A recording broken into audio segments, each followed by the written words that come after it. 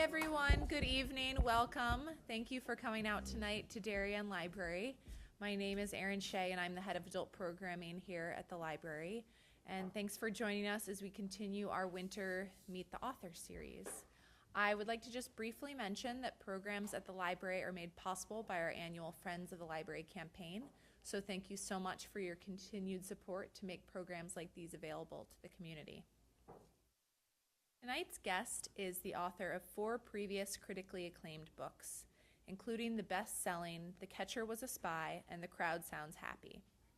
He has been a Guggenheim Fellow, a Civitella Ranieri Fellow, a Berlin Prize Fellow of the American Academy, and an Anschutz Distinguished Fellow at Princeton University.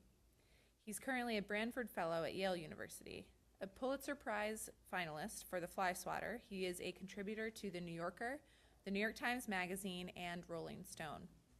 He's visiting us tonight from New Haven to talk about his book, Collision Low Crossers.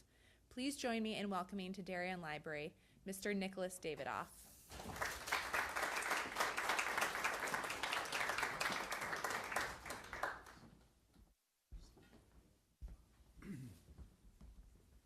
I always bring along some spontaneous remarks. Well, thank you so much for coming, and there's during the holiday season when it's so busy, and especially for coming to your library. As you all know, bookstores and libraries are the heart of any thriving community, and that's certainly how I was brought up anyway. I wasn't brought up to play football. I didn't know a lot about it, and that was sort of what interested me in part about football. My 2 books previous to this one were both books about family, and they were immensely satisfying to write. But they were very personal and very interior. And for this book, I wanted to look out into the world a lot. I was looking for something way outside, as far outside my own experience as possible. And that might explain why for all of my books, when I write them, I try first to see how they'll work as in a shorter form as a magazine piece for one of the publications that I write for, because it seems to me that you're asking a lot of a reader when you're to read an entire book on something that maybe shouldn't be a book, and you're also asking a lot of yourself. Books take a lot of time and a lot of effort, and so I tried 4 different things that I was feeling in some way adversarial with. I'll just tell you, I wrote about climate change deniers. I wrote about the first year of the Obama presidency, how it was received in a community in northern Alabama where nobody voted for him. I generally write about outsiders, so I spent a lot of time with an American president, and it happened to be President Carter. And then the sport that I knew well was baseball, and so I went and wrote about the Jets head coach Rex Ryan. And for various reasons, that became what seemed to me the best possible book of them. And one of the reasons is because what you're always really looking for is in a good book is you're looking for interesting characters and interesting conflicts, and professional football is full of them. But what I was also seeing in professional football was a sharp divide between something that is very public in its way. I mean, it's the most popular thing in America, right? More women now are watching professional football than the Academy Awards. It's huge, and yet it also strikes me as something that in its immensely public status is also mysterious and private. You look at the TV screen on Sunday and you see the game, but the NFL life is based on more than 340 days of intensely private, walled-off preparation. It really is a game of preparation and process, and we know that because we see on Sunday, standing on the sidelines, the people who are, calling the plays are calling them from this thing that looks like a big bistro menu, right? And I always just wondered, that's really where the idea came from. I wondered what went into making that menu of plays that these guys are calling football games from, and I wanted to know, how did a football game really work? And that was my premise. And then I heard Rex Ryan on the radio, and he was so obviously such a great American character from the great American out there, so charismatic and funny and singular and strange and wonderful, that I thought, well, that's where I'll get started. And for me, it was so different too, because it contrasted so much with baseball, which I knew better. I'd played myself and which I'd written about in my first book. And I thought it was sort of the difference. Football is such a sport immersed in technology, and I thought of football as a little bit like texting, something which has these urgent communications that start, and then there's a pause, and then there's a response, and then there's a pause. Whereas baseball strikes me as something much more reflective and leisurely. It's like a handwritten letter. So these were things that I was just thinking about as I was getting started. And also I should say that one of the reasons football has been traditionally difficult for American writers to write about has to do with access. I think that when I began, I still felt that the best book ever written about football was written more than 50 years ago by George Plimpton, Paper Lion. And the reason Paper Lion is such a good book, aside from the fact that Plimpton is a brilliant and very funny writer, is that he found a way in. You know, he dressed up as the last string quarterback and went through training camp with an NFL team, and that meant that he could have a playbook, and it meant that he could see how it works from moment to moment to moment. And you need some sort of interior perspective on that big public event. And so when the Jets allowed me to do that, and it really could have been any team, you know, the structure for NFL teams is similar from team to team, I felt very grateful. And one of the things that I saw was that there is a literary quality to football, I mean, in its rhythms, and that's the slow, sometimes tedious, very methodical process of planning a game. And that group of people who are working together slowly over time, refining something, really, really reminded me of, among other things, writing.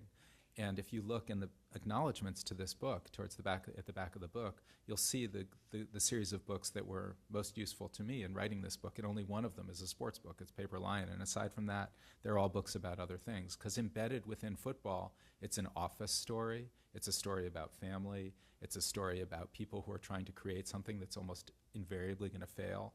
And so for me, what I'm going to do now is I'm going to read you just a few short sections from the book to give you a sense of it, and then you can ask me anything you like, and I'll do my best to answer.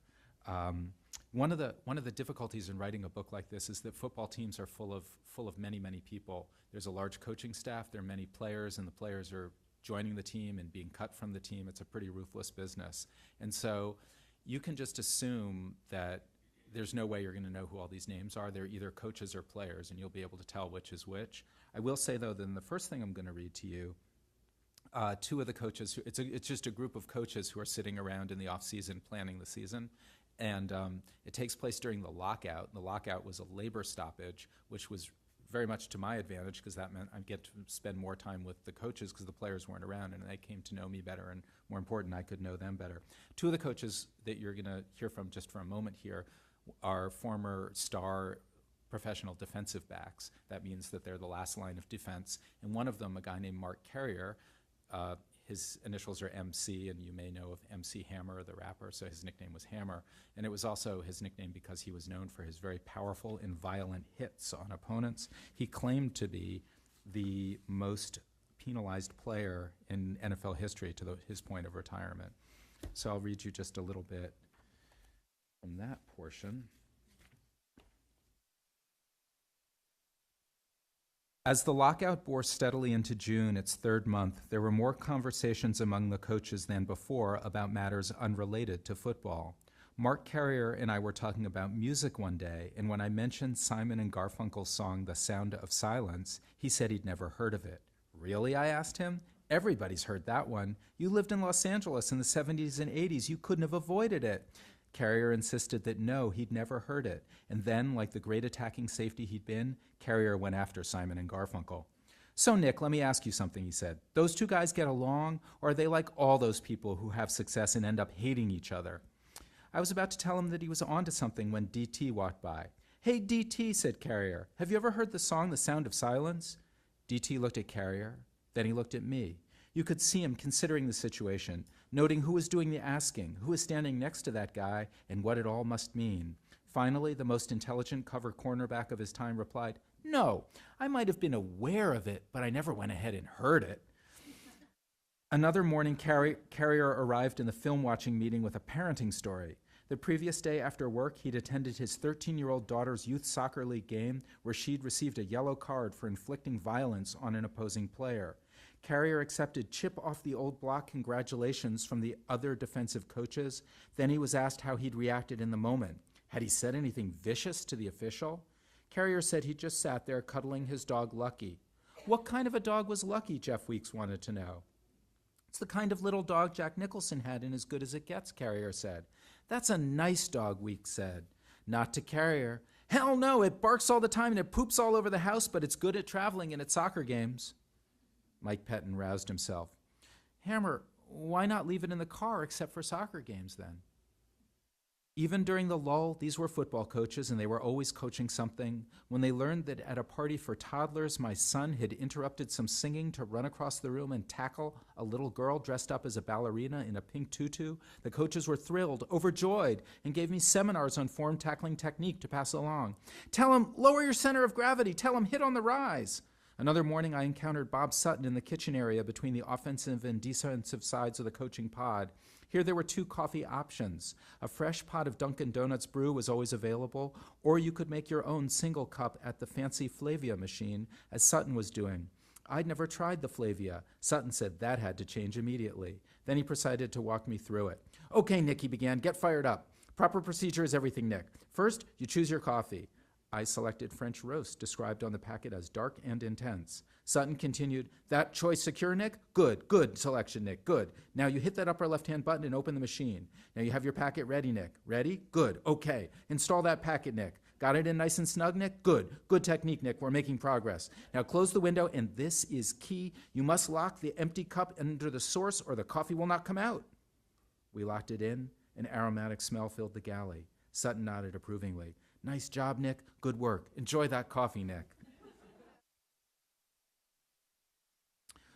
So I spent my year with the defensive coaches. NFL teams are a little bit like a country with two very rivalrous states. And the states don't have much to do with each other except in the very slender team meetings, which happen twice a week, and then at the games themselves. So you had to choose, and Rex Ryan, the Jets head coach, is a defensive innovator, and I was more interested in defense anyway. It felt more mysterious to me. I felt as though everybody knows about touchdowns, but trying to stop people from doing something they really want to do, that seemed to me a little bit more like life and like football, and it came upon the fourth preseason game. This is, the NFL has 4 exhibition games before the 16-game regular season. So this is about to take place during the last preseason game, the last game before this real season begins. The Jets are playing the Philadelphia Eagles. And I've been spending all this time with the defensive coaching staff. So it's 7 guys and me. The last preseason game mattered so little that Mike Pettin, the defensive coordinator, intended to give the other defensive coaches the experience of calling a play series under live conditions. The day before the game, each of them received a call sheet. Nicky, Pettin told me, study up. He handed me a color-coded glossy piece of paper with calls from the Jets playbook listed under the various personnel groups and then divided further by the down and distance situation. Be ready, he said. You'll be in control of a multi-million-dollar machine. Immediately, there was the sense of panic. From the installs, I had a vague understanding of some of the plays. I had no confidence I'd remember them under pressure, much less know how to select them in relation to the strengths and weaknesses of young Philadelphia Eagles players I'd never heard of. Still, who could resist? I began to work up mnemonics to memorize calls like Odd Wolf Fire Zone, 3-2 Crown 1, Nickel Dog 1, and Dime Spike 1 Vegas, calls that were, of course, mnemonics already. Invariably interesting was the etymology of the call names. Zip Double Field was for Jason Taylor, the former Jets pass rusher who'd played his college football at the University of Akron, whose team nickname was the Zips. Squirrel dated back to the Baltimore Ravens and referred to the linebacker Jarrett Johnson, whose rural, small-town southern childhood was said to involve squirrel hunting and maybe also squirrel eating. As for Dime Spike 1 Vegas, it had its origins in a pass coverage drop Rex Ryan had created in Baltimore for a big Ravens defensive lineman named Keith Washington, who'd played his college football at the University of Nevada, Las Vegas. In the locker room at the stadium for the Eagles game, we all put on khaki pants and matching green and white Jets polo shirts and caps. I slipped my folded call sheet into my pocket, then I removed and unfolded it several times to make notes, reminding myself of things. Golf carts drove us through the stadium tunnels to the elevator, which then delivered us to the coaching box at press level. There weren't enough chairs in the box, so I stood behind the coaches, as I'd done each week. In that little glassed-in room, even though there were spectators right there in adjoining boxes or in seats below, you felt removed from the enormous crowd around you, felt you were sealed off in a capsule that was its own little mind space.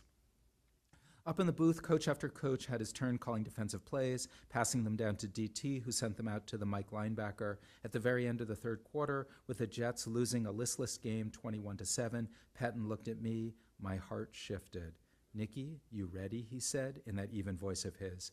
Jim O'Neill was going to call the first and second down plays of the drive. The third downs were mine. O'Neill, excited, said something about, "Let's do this, buddy." I took the seat beside O'Neill and retrieved my call sheet, covered now with so many notations that some calls were illegible.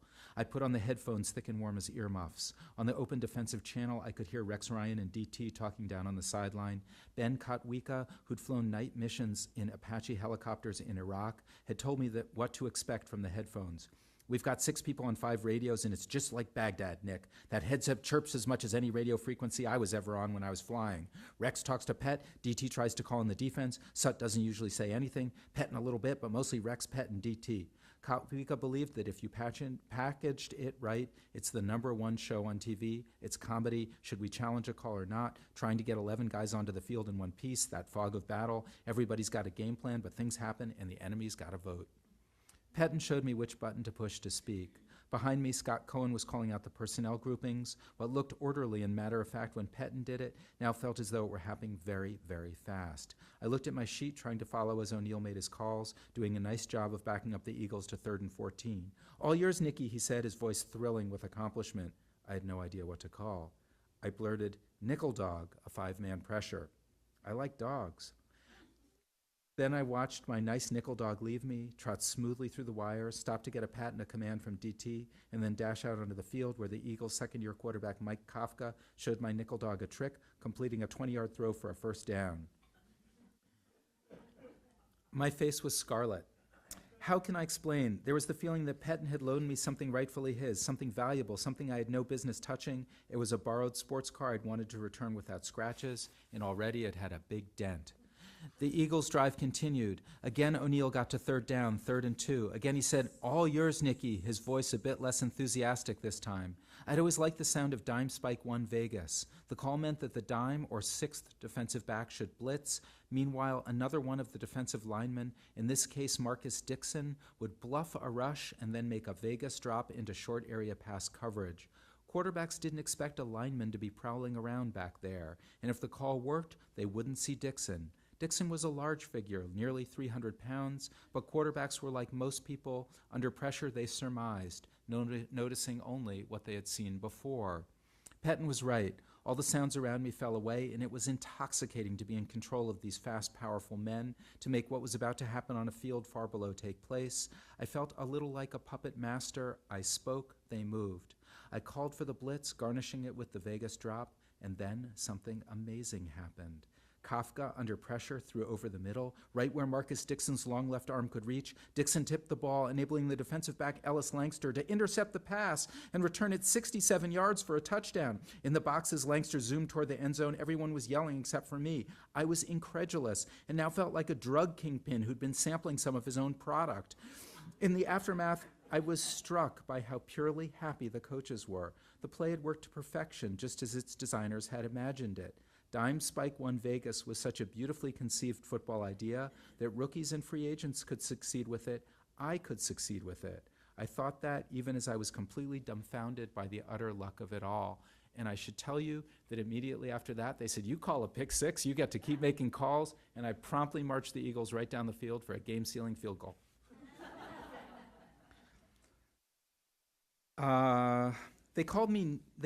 On my lock, everybody calls me Nicky in my life, but above my locker it said Nick Dawidoff. And I think that was because Nick hits harder than Nicky. That was my understanding.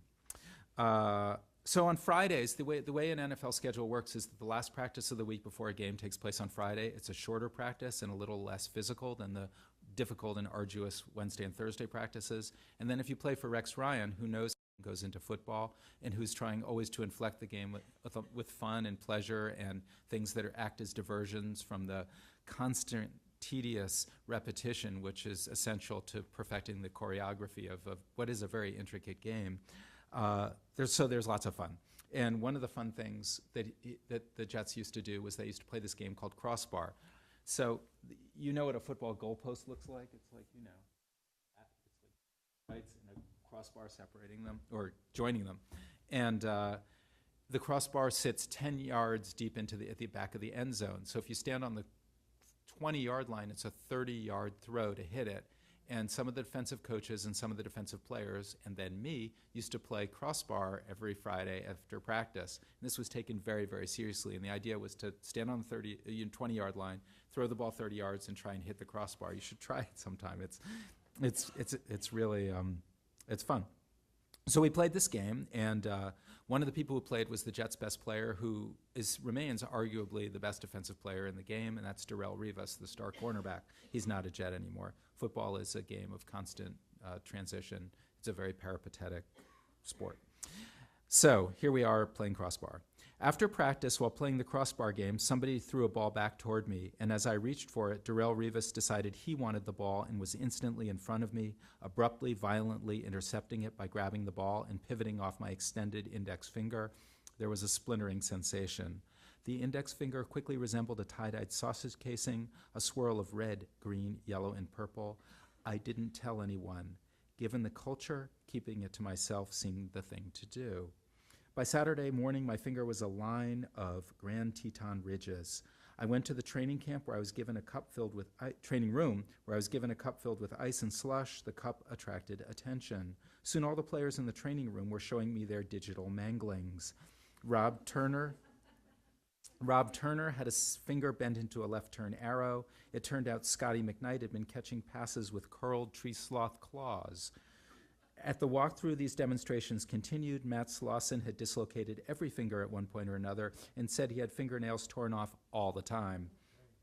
Mike Devlin, the Jets tight ends coach, was a former NFL lineman. In retirement, he reserved half his desk surface as a staging area for bottles of Advil and Aleve, and he said that over the years he'd suffered so many injuries on the lines of Iowa, Buffalo, and Arizona that sometimes he'd overlook a new one, and his wife would discover it, like something under the couch cushion. Alas, left guard Brandon Moore informed me that proper NFL hand protocol was not to ice anything short of a ruptured tendon or ligament. I hung my head. Nicky, there's a difference between being hurt and being injured, Mike Pettin added. Others were more forgiving. Receivers coach Henry Ellard recalled that when he was a collegian, a freshman quarterback threw a short pass at him so hard, I got a compound fracture. No blood, just a bone sticking out. It was pearl white. The trainer told me, don't look. I got a lot of stitches and I played on Saturday. Then Ellard warned me not to believe everyone about fingers, especially linemen. They're a bunch of teddy bears, Nicky. Revis agreed. He explained that the lineman's tactic was to walk into the training room on some pretext. Ah, my leg hurts. And then, said Reeve, casually mentioned, and there's this funny thing with my pinky. Take a quick look at it. Head trainer John Melody was with Revis. They need their hands, he said. They come in with what you did. On Saturday, the team flew to Buffalo to play the Buffalo Bills. And that evening, before the defensive meeting, I got another cup of ice for my finger. As I walked toward the meeting room, safeties coach Jim O'Neill intercepted me. His voice rising, he told me to get rid of the cup. You're not bringing ice into a team meeting and spreading your softness, he said. It hit me that you never saw an NFL injury report with a player listed as doubtful finger. So at the end of the day, there was a walkthrough, which means that whatever plays that the team is using in the game plan for the next game, they will walk through them, and usually indoors. And they had an indoor field under a practice field under a bubble for all weather bubble, but often the two star cornerbacks on the team, Darrelle Revis and Antonio Cromartie, would be excused from this activity and would be allowed instead to watch film. More film. They're always watching film. It's a life of film. It's a life of being a moviegoer. Watch more film of whoever their opposing receivers were going to be. And I used to go and watch with them, and I learned a lot about football that way. And at a certain point during the season, a rookie free agent cornerback who was like basically the last man on the roster, a guy named Julian Posey, used to come in and watch too, and they were incredibly generous with him. I mean, I'd be happy to talk with you later about what happened recently in Miami, but this was not at all the way the Jets veterans were with young players that I saw, including Posey, who they were very fond of and they were very nice to. So what I'm now about to read you takes place in a little film watching room, and it's just after Christmas, right before the last game of the season when the Jets were going to play the Miami Dolphins. Late in the afternoon, I watched film with Darrell Rivas and Antonio Cromartie. Still with us in the room was a small Christmas tree spangled with lights, and beside it sat Julian Posey, himself a little lit up just by being there. Darrell Rivas didn't think the Miami Dolphins had significantly changed their passing approach since the first time the two teams had played in October, so he left pretty quickly, and Cromartie soon followed. Posey stayed on. For Posey, finishing college in Ohio and coming to the Jets was, he said, like the Indians leave the tribe and go into the woods and spend a couple of weeks out there in the wild with all their skills you've learned and come back with a bear. I definitely caught a bear this year and I am tired, but I love it here in this building. Innocent as he might seem to the others, Posey had seen his share of life. At Ohio University, he had majored in health service administration so that after football he could care for the sick and also so that he could, in retrospect, better understand his father.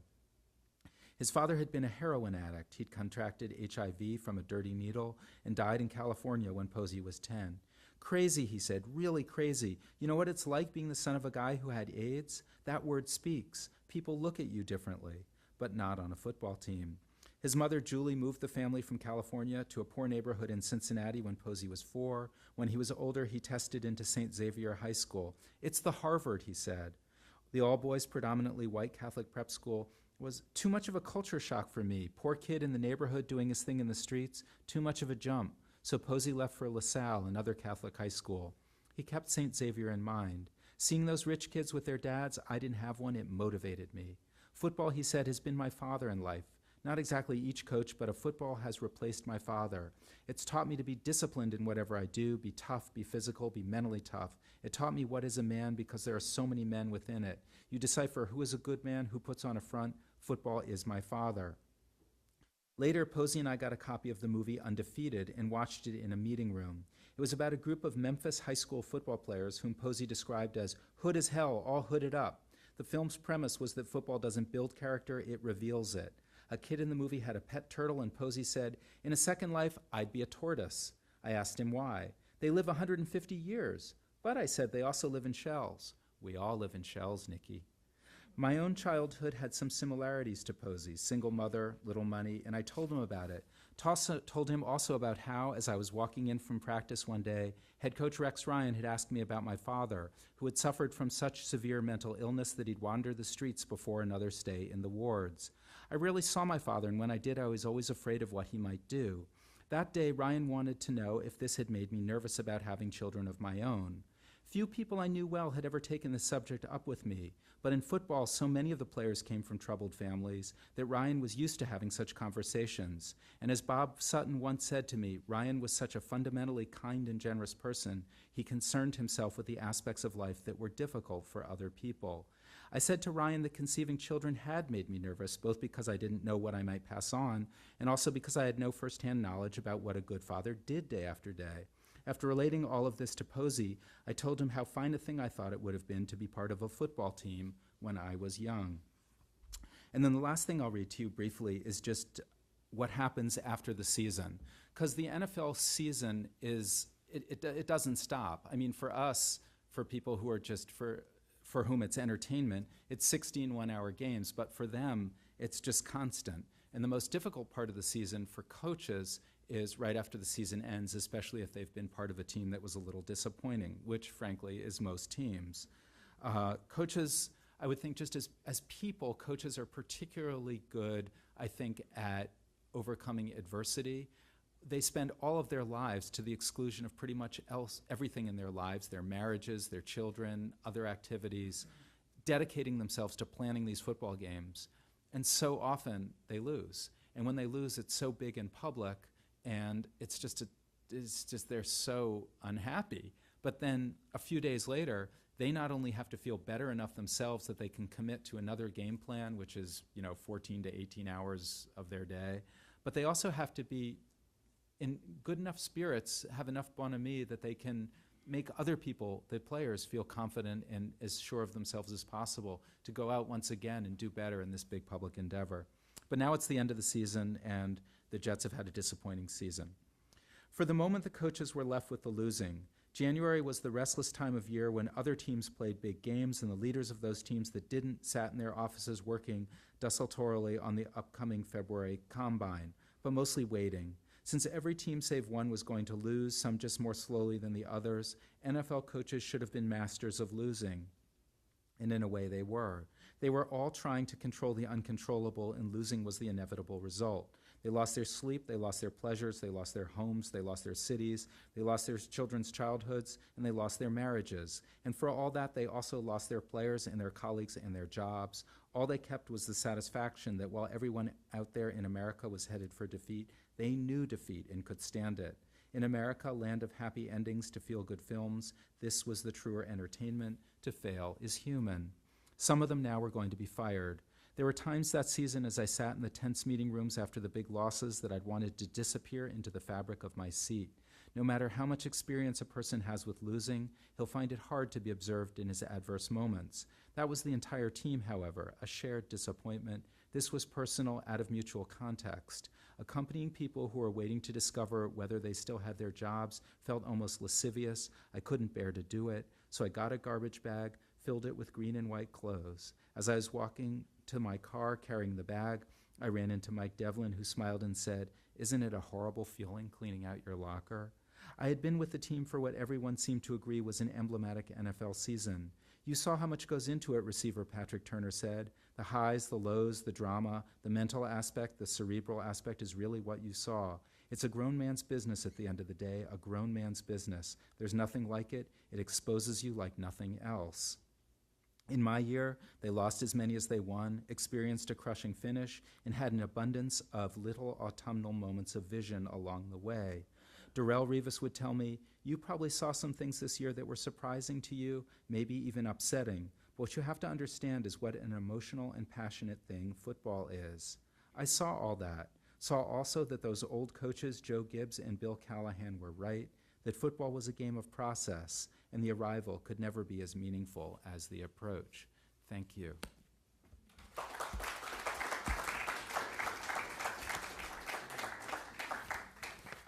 So if you have any questions, at least about football, I can try to answer them. Yeah. The title. I'll read you the definition. Where it came from, it's another part of football's mystery that I really love. I love how, my first book was about a guy named Mo Berg, who was a baseball player who later became someone who worked in intelligence, first for the OSS and then the CIA. And I love the idea that his obligations were something big and public, and yet all of it was conducted in privacy, and that that so much of it had to do with private languages and codes and things. And football, a playbook, has its own language. And this was just my favorite football expression. And I can pretty quickly I'll read you the definition from the book. The phrase "virtually unknown outside the Jets facility" was used in their playbook by Jets defensive coaches to describe players, usually linebackers, making legal contact with any potential pass receiver who was crossing the field within 5 yards of the line of scrimmage. Beyond 5 yards, collisioning someone became a penalty. Since football is a game of precise timing and geometry, the point was to disrupt the pass route by diverting the pass receiver from his appointed course. If you knocked the hell out of him, all the better. It was challenging to collision a low crosser because the pass receiver knew where he was going and the defender didn't. Also, most players who ventured into the lowland were nimble, shifty, and moving very, very fast. The real inspiration of the phrase was how instantly it evoked the most basic elements of the game: speed, aggression, the interplay between space and time, plans that would likely not come to fruition, and the essential calamity of what goes on out there, how there was always someone lurking, ready to ruin your life. Sure. Yes.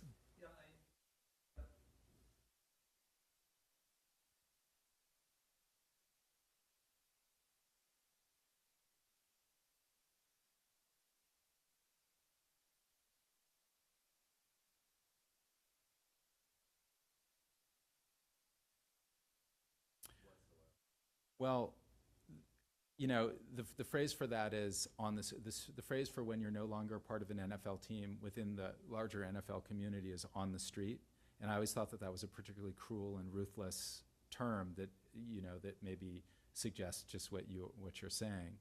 That being said, I think that one of the advantages that the Jets had and still have, even though they're not having a very good season, is that the head coach, Rex Ryan, is a deeply human person, and he's very well aware of the fact that his obligation is to take a group of people in an endeavor that is both precarious in terms of employment, but also precarious in terms of their health, and meld them into something where it is a collective group endeavor. And I think that part of the way he does that is he demonstrates at every opportunity how much he cares about them. And yes, I did have, I came to know the front office people really well, especially during the draft. You know, I sat with them throughout the entire draft process, and I actually interviewed potential players. Each team gets to bring in 30 potential draftable players. And so Rex and the general manager, Mike Tannenbaum, said, you come with the two of us, and you ask them questions. That's what you do. You ask questions. So I was in there interviewing the players with them, which was, well, I mean, you can read if you want. You'll see it was a fascinating thing. I mean, the NFL huddle is really America. It's a little bit of everybody, and teams are full of characters. And I think that was a real source of joy for Ryan. It was also a source of torment, I would say, for Mike Tannenbaum, the GM, just because he is, like Rex Ryan, a really sympathetic, caring person. He's really interested in other people, and that's a wonderful quality, except that you can't get attached to them. You can't get attached to the specter of them before the draft because you have no idea who you're going to be able to draft. And then once they join your team, I mean, NFL, not for long. It's the whole ephemeral nature of the sport, And so yes, it's complicated because it, as maybe you could tell from that little portion I read about Julian Posey, it's an extremely emotional and passionate and even loving pursuit in way, and it's also ruthless and violent and vicious and abrupt in its truncation. So I think that's part of what I liked about it, that whatever happens there generally happens in deep and human and surprising ways. Yes?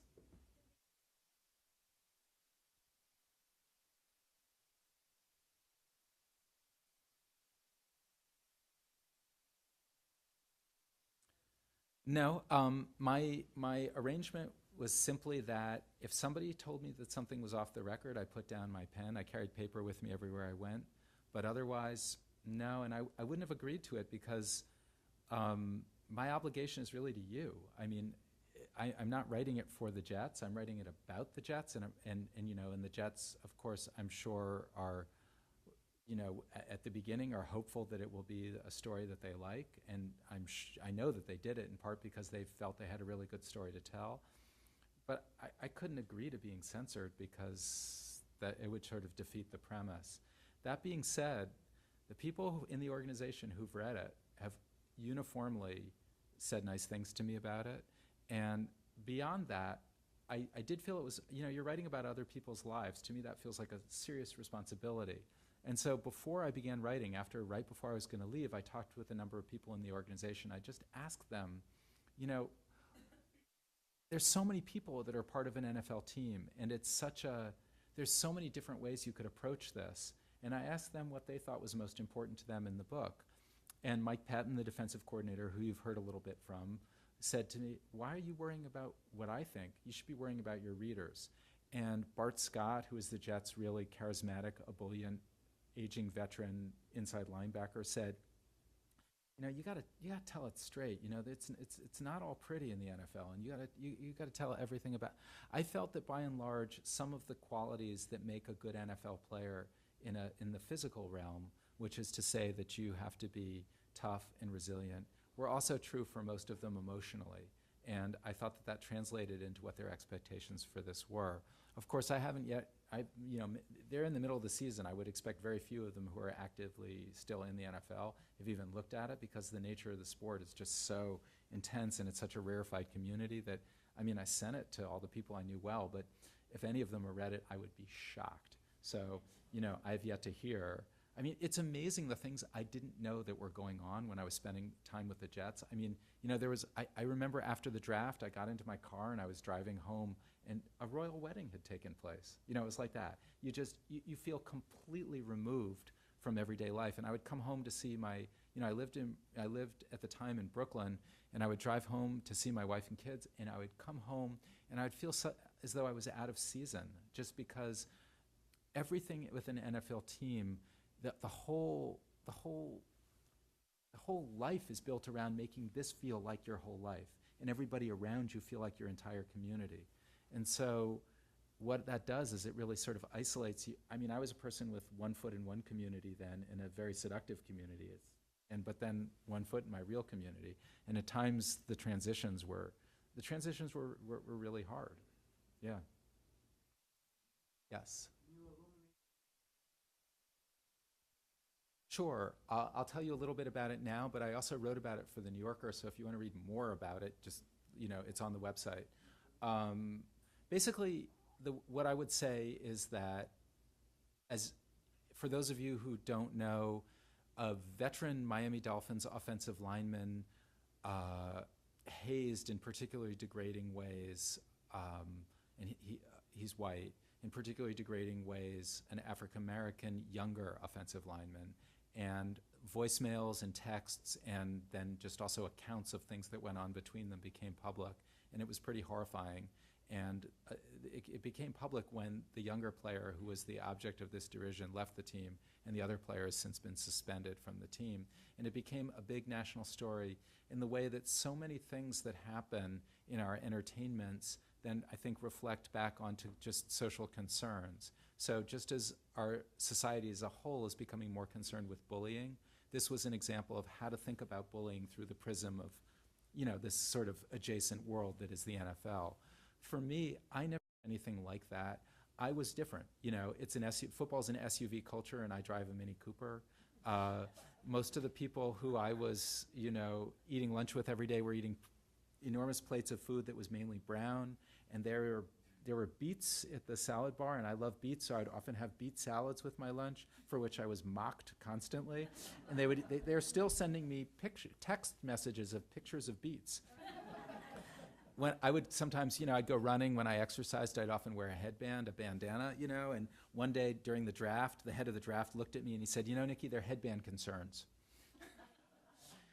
And I loved all that. You can tell from anybody who's been in junior high school, which is basically all of us, right, knows the difference between something that is affectionate and inclusive form of teasing and that works in any kind of office or any kind of school environment, and something that is mean-spirited and meant to express an unbalanced power dynamic that's meant to put somebody down. And what I would say is that in a community like that, where you are working to the exclusion of anything, any of you who've worked in at a law office where there is an extremely intense trial coming up, any sort of office, a football office isn't really that different from, that's how I thought of it. I thought of it as an office story more than a football story. And the architecture and the atmosphere of an office really isn't that different from one committed office to a football office. And if somebody is calling you, well, this will explain it. So I spent all my time with the defensive coaches in the defense. But for balance, because there are these two sort of separate but joined states, I began my days with the quarterbacks at 8 o'clock in the morning, and it was usually 8:45 or 8:50, so it was close to an hour. And the meeting was in the offensive coordinator's office, and he was there, and the quarterback's coach, and then the four quarterbacks, including the starter, Mark Sanchez, and three other reserves, one of whom was out for the season with an injury.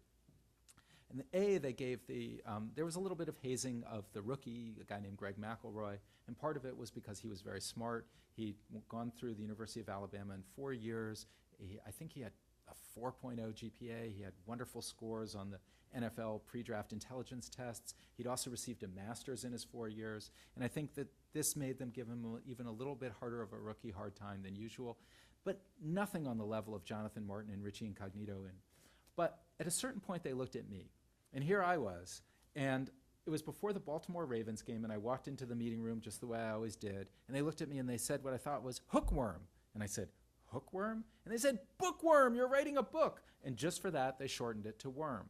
Now, nobody would like to be called worm, and I'm just here to tell you that, that after a while, I was a guy in my 40s, and here are these young guys, and they're, and I wasn't in a position really to reciprocate because, well, I was there by the grace of the team, and if I did anything that was in any way distracting, it shouldn't as a writer be about you to begin with, but it especially can't be about you in such a volatile business where the stakes are so high, and where if you're observing, you better be really observing, you better not in any way make your presence known, otherwise you're a distraction, and I would be on the street. And I felt they knew that, and I thought it was fine. I was sitting there watching them lose, so naturally I should suffer something too. But I also felt that after a while, it went beyond that. They were doing it because they could, and they had some glimmer of knowledge that nobody would like it and I didn't like it, and I couldn't really do anything about it. It was a small thing. I liked them. I thought they were all, really good guys, and I thought this is just something that they were doing. They were young, and it was kind of a thoughtless thing, and it was even at times funny. But what it also made me think of when I saw this Miami situation evolve is that how casually, almost casually, something which could start as almost a mundane or quotidian or just sort of a reflexive, slightly cruel thing to do could devolve into something which was really, in Miami, reprehensible and, I think disgusting. So, no, I never saw anything like it. The Jets players who I talked to in the aftermath all agreed that they'd never seen anything like it either, that it was really aberrant. But I did see is how that sort of thing could possibly happen. I think, yeah.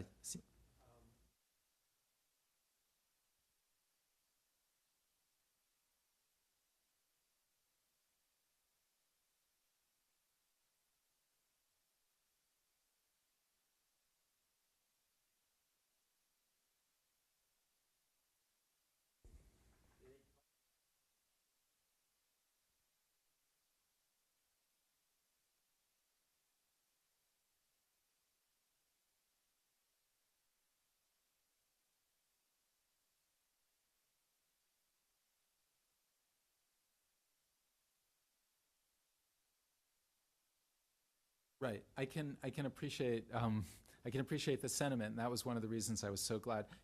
Bob Sutton, who was the Jets linebackers coach at the time and is now the defensive coordinator of the Kansas City Chiefs, liked to say that he thought of the NFL as sort of a corporation with 32 branch offices. And from team to team, the structure of NFL daily life is pretty much the same, and that's kind of what he meant. He also meant that it's such a fluid endeavor that many of people who are in one organization are soon, as he is, going to be somewhere else. One of the reasons I like being with the Jets, though, is that even though there is a similarity from organization to organization in terms of structure, there's nobody like Rex Ryan.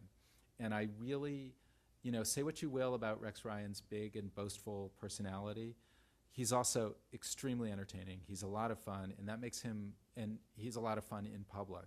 And that makes him different from so many NFL people. I would say that in private, quite a few of the coaches were really interesting and thoughtful people, but you have to understand that mainly when you're hearing from coaches is right after a game, and the game itself is so fast that they can't even quite be sure what they just saw. That to me is one of the fundamental sort of peculiar things about professional football, that the sport live, and even the sport on a television screen, doesn't really resemble what they're going to look at when they sit down and they can slow everything down and they can look at it from the two coaching angles. Players often will come to coaches on Monday morning and say, how did I look? They've just played the game and they have no idea really actually how they did. How they appear on the film.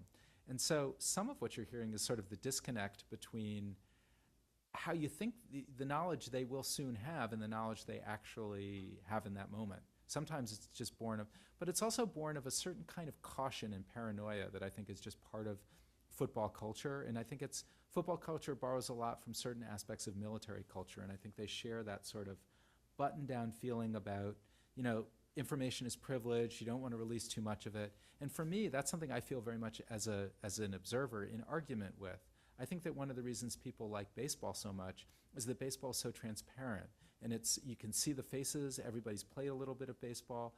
The games come every day, and everybody understands how all the games work. And the players and the managers and the coaches have always been available to writers over time, for hours before the game and then afterwards. And there's a leisurely, reflective, ongoing sort of conversation about it. And I think that may explain why baseball has so many distinguished things written about it by writers. Walt Whitman wrote well about baseball. Ring Lardner, Bernard Malamud, John Updike, Roger Angell. I could go on and on. You know what a distinguished literature baseball has. And football's literature is not distinguished. And I think one of the reasons is because in every way there is something very repressed about it.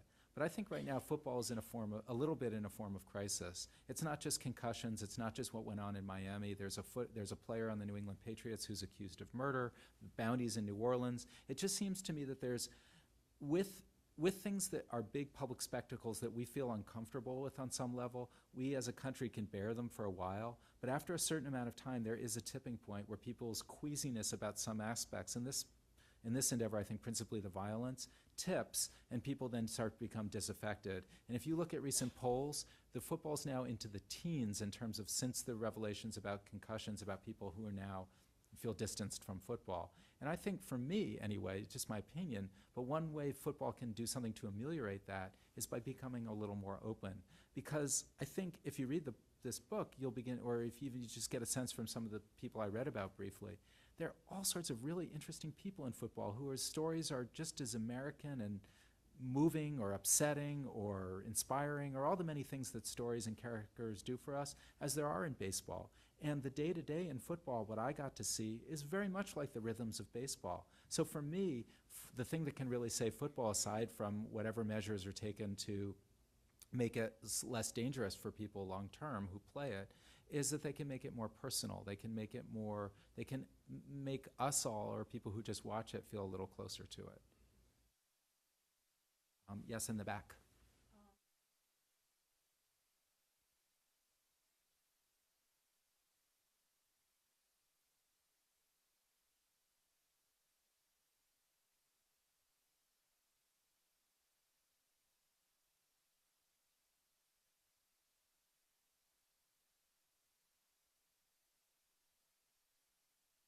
You mean just, I mean, that's a really sort of, I guess I find that a very difficult question to answer, just because a Jets team is composed of so many different people who behave in so many different ways. And I would also say that every single football is such a passionate and charged endeavor that just internally within the structure of a team, only one team can win. So 31 teams are going to lose. And even the team that's going to win, for example, in 2011, the New York Giants won the Super Bowl, but they were 9-7, and they had a lot of low moments during that season. And just like every other team, when things were low, there is a little bit of dissension. People don't get along quite as well. And I think it's the responsibility of the coaching staff to maintain a sense of, how shall we say it, conviviality, fraternity, whatever it is.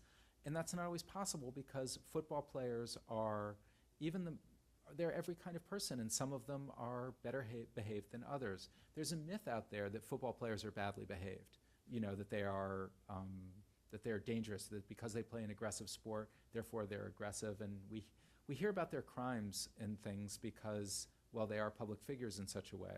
But the incidence of arrest among football players is far lower than the general population. By and large, football teams, one of the things that they're looking for during the drafting process is they're looking at character, and they take it very, very seriously.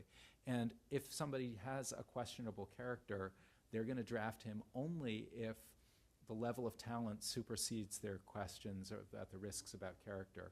And so it is something they worry about. And one of the things that goes into composing a team is, if you have somebody on a team with the Jets, there's a receiver named Santonio Holmes, who is somebody whose character they worried a little bit about. And for that reason, they wanted to have other older veteran, what they would call good character guys, around him so that they could bring him up in a way.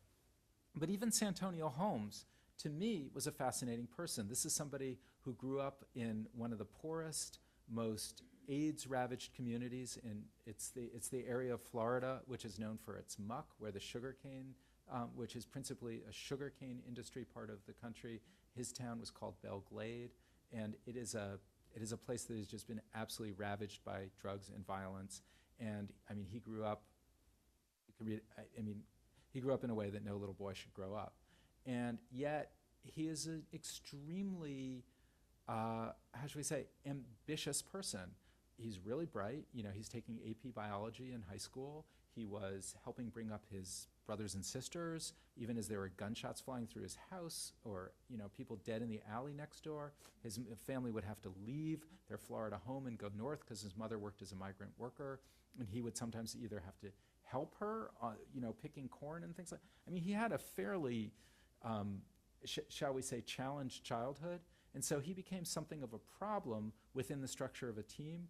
But I don't think that he intended to be a problem. That was one of the fascinating things. He saw the things that he was doing as an expression of his goodwill and hopes for that the team would have success. So to say civility, certainly there are players who have done bad things, and we hear about them. I would say the rule within talent evaluators in the NFL is that receivers, wide receivers, and cornerbacks, who are the fastest players on the team, generally sprint into trouble, and linemen generally lumber into trouble if they're going to get into trouble at all. I would hazard that most of you, as the general manager of the Jets told me, would have most immediately in common with offensive linemen. But I would say that that's actually a superficial thing to say, because I really do think that the NFL is full of every kind of person, and while what defines them is their athletic ability, their personalities and their ways of going through life, they're a little bit of everybody. And so I guess that's extremely long-winded. I'm sorry for that way of saying civility. Some of them are the most civil people you'd meet in the world, and some of them are like the people you don't want to run into in your neighborhood. It's like that. Yeah.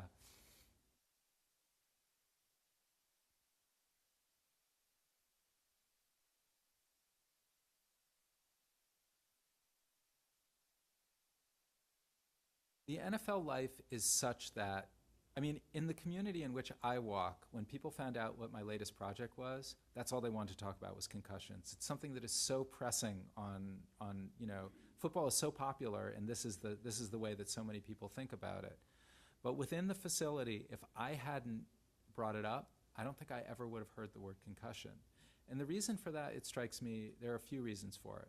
One is that a lot of the people who play football are young, and they have a gladiator complex, and they think they're going to live forever, as maybe some of us did when we were 22. And, it seems like it. Also, I just don't think that you can play professional football, even though everybody who plays football becomes injured at some point. I don't think that you can walk on.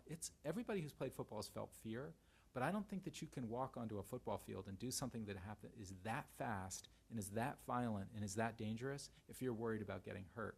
I think that would be the quickest and most efficient way to get hurt, is to, and players do take measures to protect themselves in the course of play, but I don't think that they're really thinking about concussion. And there were certainly players who told me, brag, that they would never get a concussion, because you shouldn't get a concussion if your technique is good enough. But of course, that obviously is that's just not true. And the coaches, I think, many of the coaches were former players, and I think that there was a feeling among them that they worried that all the new rules were going to defang football in a way that they disapproved of.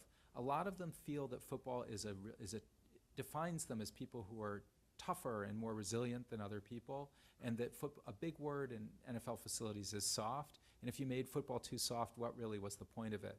Many things surprised me during my year, and one of the things I expected was that this will show you how ingenuous and naive I am, but I thought there would be like touch football games amongst the coaches at lunch or something like that, especially in the off season. Once they stop playing, they wouldn't dream of playing touch football. They wouldn't dream of because I thought, well, tennis players, John McEnroe still plays, golfers, they're masters golf events. I mean, why wouldn't football coaches at least?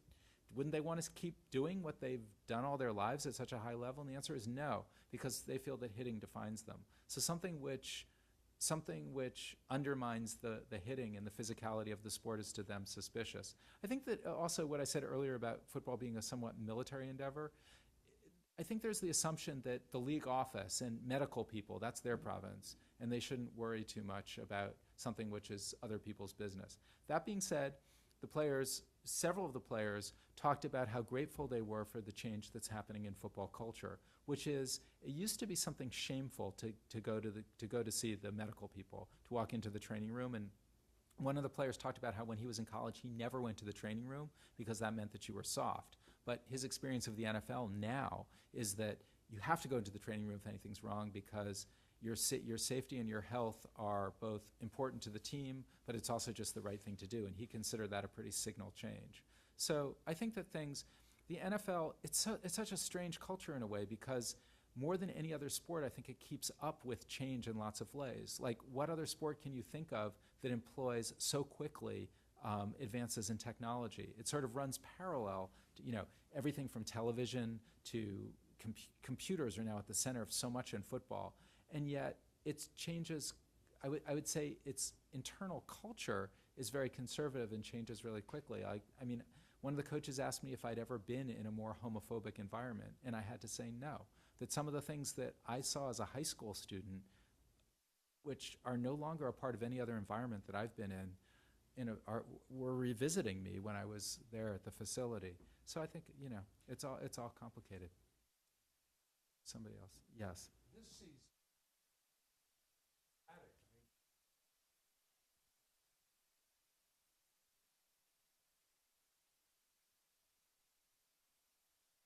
Sure.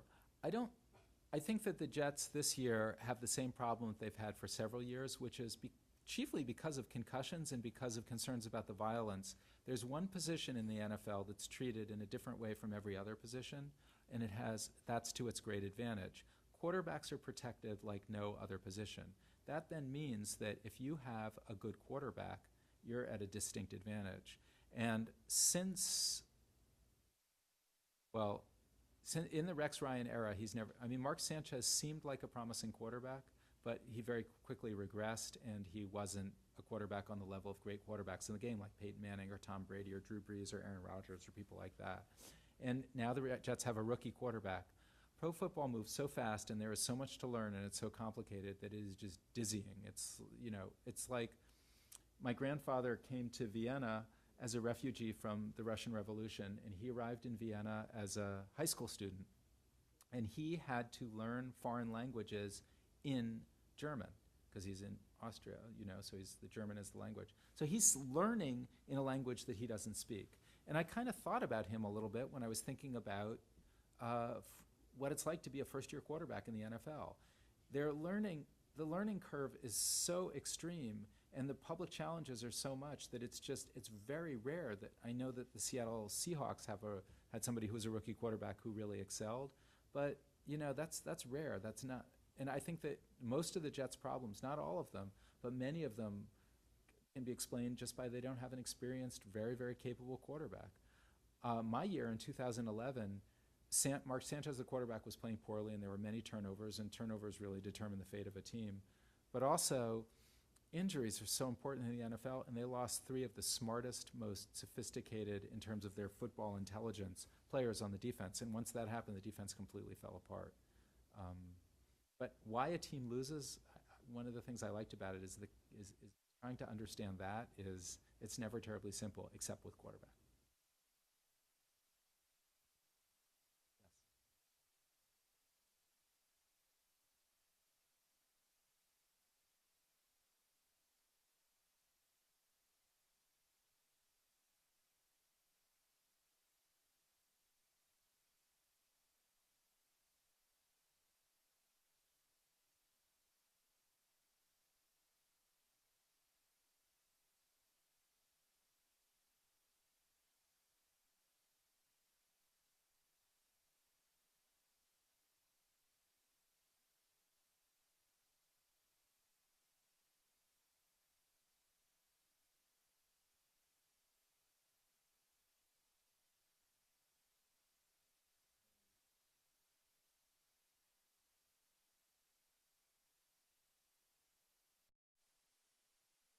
Yeah, I just think it's always really interesting. It's like I live in New Haven, and so I look at Yale students, and I see these students who've been the most gifted students in their high schools, and they come, and some of them are going to thrive at Yale, and some of them are going to arrive at this place and just meet with utter dismay. And the NFL is just a little bit like that. It's the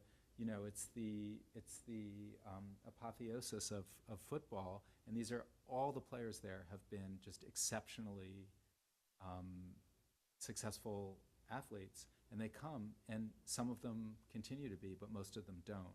And I just think there's so many little life lessons in football, so to speak. It's such an early mortality in such a way. I guess I wouldn't say so many life lessons. There's so many little deaths in football. I mean, this is something that they've always wanted to do, to the exclusion of everything else. They love to play football. And yet, even for the best of them, it's going to be over so quickly. It's not a profession. Rex Ryan always says that. This isn't your profession. This is just something you did after college that's a moment in time. Football intelligence is something that's really interesting to me. Some of the players are masters of football, and they aren't necessarily the players who are the best students in college. Football intelligence is something different from, shall we say, scholarly intelligence. And it's something that I'm still trying to understand, I guess. And so I think I'm going to write, the next thing that I write for the New Yorker is going to be about football intelligence. I'll probably have more to say eventually. But it fascinated me that as far as professional sports go, there's certainly no other sport that involves as much study, that where most of the life is not spent on the practice field, it's spent in a classroom. And it's spent with a book, and it's spent with slides where people are looking at diagrams and trying to memorize them and trying to learn their role in things. But that being said, one of the smartest players on the Jets my year was someone who did not remember football plays. He was the brightest, most articulate, most enterprising, interesting person, and he'd get out on the field, and he would go blank, and he couldn't remember the plays. And it had nothing to do with his native intelligence. It was just one of those. Okay.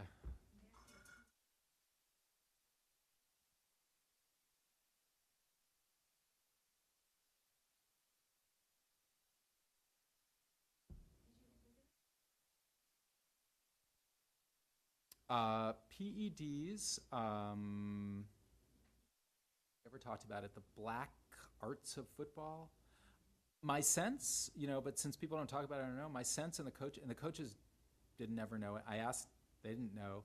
Whatever, if people were using, human growth hormone or things like that, which is, I think, much more common than steroids right now in football. People are using human growth hormone, HGH, because it helps you recover more quickly from injury. Anytime an opposing player recovered from a severe injury very quickly, there was always concern about, how quickly he got hurt and then he got healthy, HGH. Steroids, I think, largely seem to be a thing of the past in professional football. There's a lot of testing for it. But again, it's something that just as what the players were doing in their nights off, what they were out there doing in the world, the coaches didn't want to know. It was sort of a don't ask, don't tell. I think it was the same thing with drugs and stimulants and